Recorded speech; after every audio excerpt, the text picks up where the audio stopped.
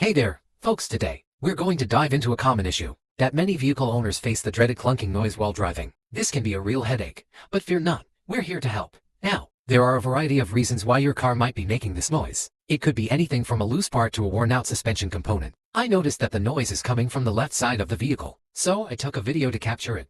Using this video, I was able to figure out the issue. Can you spot it? If you do, let me know in the comments.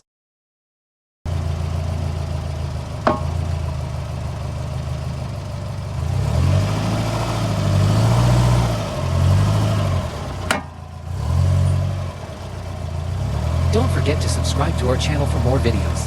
Thank you, and see you in the next one.